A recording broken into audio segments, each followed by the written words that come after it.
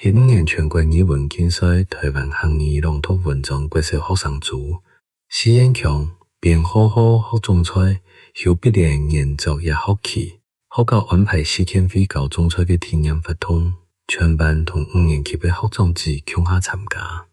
虽然一开始有啲会惊自家对农作物嘅知识唔啦，不过经过先生嘅耐心解说同同事做，本来学到很多。我哋最先进行嘅系发养嘅石头，之后先生教我哋样板新鲜适合嘅菜园，同菜园嘅圆圆摆啲用苗盘地度，再个强强嘅铺一层奶啲蛋糕，装淋水。一个过程看起来像运动简单，是要耐心同细心，因为逐粒菜园呢都按细粒。先生讲得副变3粒菜园呢，不过数量太嘅唔拄好，又变到太多咧，食材冇简单。我也下啲爱识到一家种嘅菜是冇按改色，沙来爱学习嘅系突虫嘅，也系我最少嘅。先生示范样板用天然嘅方式来防虫害，唔系直接用化学农药。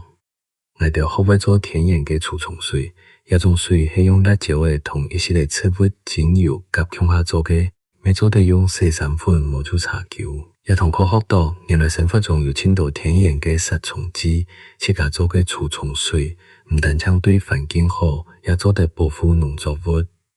对你来讲，要较konkr钱，是嚟较安心。拜二嘅下晝，躺到嚟天氣碰碰滾嘅上，4天飛嘅先生嚟打田。哇！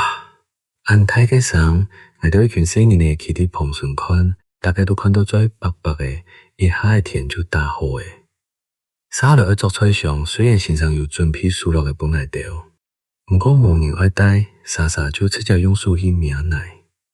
我想起阿婆講嘅4年嚟愛教奶就會睇，有人熱到獻公微滾，先生講獻公有乜嘅好強嘅，有獻公嘅田奶較鬆，菜會生來還較醬。菜上做好都係嚟種菜嘅，大家無限其他總算同菜種好咧。日日愛淋水作蟲嘅，還愛落皮，日日有無同樣嘅條路愛做。苞米來到最有成就感嘅時節採收，經過太自家一段時間嘅細心細意照顧，總算有好收成咧。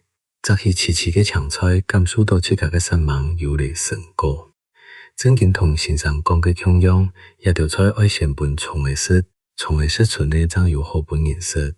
雖然講一條菜無清醬，不過係無毒有機嘅哦，也係愛地球愛環境，也係同土地共用共好嘅最好證明。